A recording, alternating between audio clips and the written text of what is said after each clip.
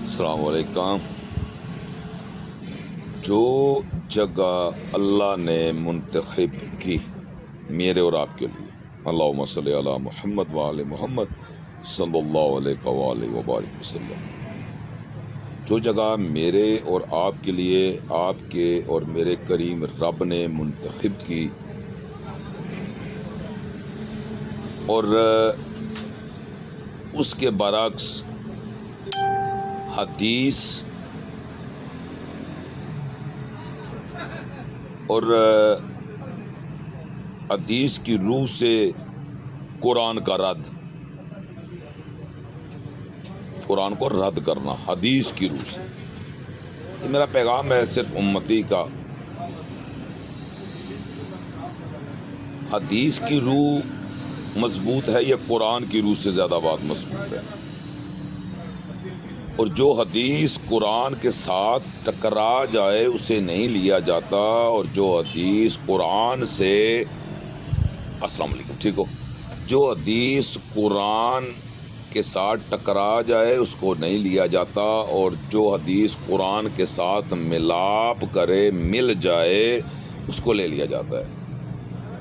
اب یہ ساری حدیثیں سنا رہے ہیں لیکن قرآن ان کی نفی کر رہا ہے، کیونکہ قرآن سے بڑھ کر کوئی چیز نہیں۔ اللہ پاک سورہ یونس آیت نمبر 87 میں ارشاد فرماتے ہیں کہ گھروں میں قبلہ بناؤ اور وہاں نماز قائم کرو۔ دیکھ لیں، اللہ نے ایمان والوں کے لیے، نبیوں اور رسولوں کے لیے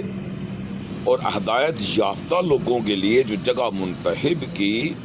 وہ اللہ نے گھر کو منتخب کیا ہے، گھر میں قبلہ بنانے کا حکم دیا ہے۔ اور پھر آگے دوسری بات، نماز قائم کرو۔ اب آپ کی نماز قائم کرنے کی دلیل بھی آپ کو مل گئی کہ نماز کہاں قائم ہوگی،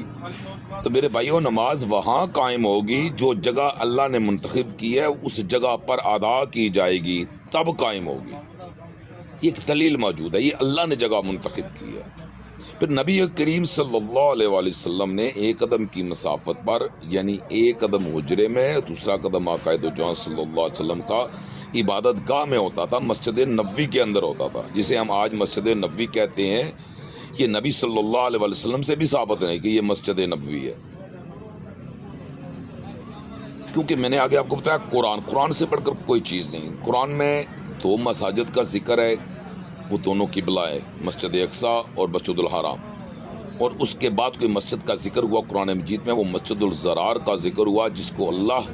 نے ناپسند فرمایا، نبی کو منع فرمایا وہاں عبادت سے